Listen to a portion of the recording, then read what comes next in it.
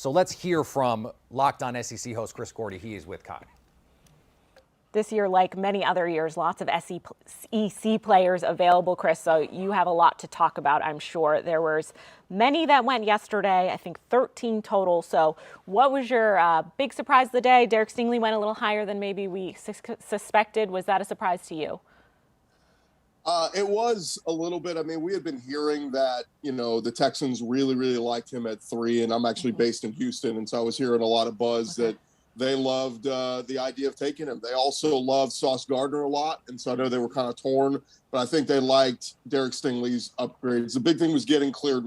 His medicals cleared, and once they found out he had fully healed from that Lisfranc injury, he's ready to go. I think that they really are excited about taking Derek Stingley and, reach for him at 3. And look, some people maybe said it wasn't the right choice or maybe a little high for a corner. One pick later is where Sauce Gardner went. So, I think it was one of those things where had they taken Sauce Gardner, Derek Stingley would have gone the next pick. And so it'll be interesting to watch these two guys. We'll compare them throughout the course of their career to see if the Texans made the right pick. But at the end of the day, I think they love Derek Stingley's upside. I've compared him a lot to Patrick Peterson. I think he's going to be a starting corner in this league for the next decade plus. All right, well, we'll have to see how that pans out. With the start of the second round coming in a little bit here, who's the next guy off your board from the SEC that you think will get chosen first?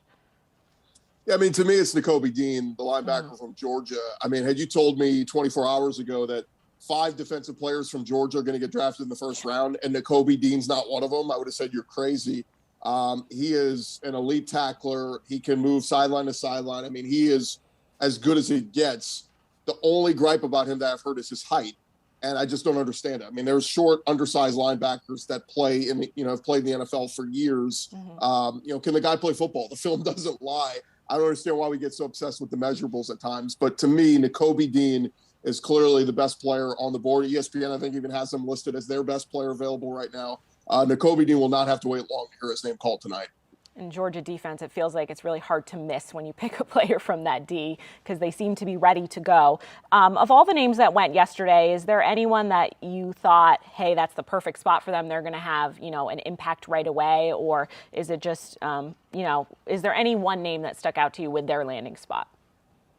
Yeah, I mean, Jordan Davis in Philly is a great one. And it's funny because, they've had an SEC guy there on the interior of that defensive line with the Eagles for so many years, and Fletcher Cox, who was a high pick out of Mississippi State years ago. And now they get Jordan Davis, who's the big, freakishly athletic, fast, guy who's just going to, at worst, he's just going to clog up that middle and eat up the run and, get inside of passing lanes. But I think at his peak, I think he's a guy who can live in the backfield and be a really treacherous monster there in the NFC East for years and years. So I love Jordan Davis of Philly. I like, I like Kenyon going to the Texans with their second, first round pick. He's a guy who's played guard. He's played tackle. He's played all up and down that offensive line for Texas A&M. And I think he's going to be a guy who's going to start for the Texans. They've got to figure some things out. Is Laramie Tunsil going to stick around for another couple years? If not, I think they can move Kenyon from guard over to tackle if need be. He's very versatile.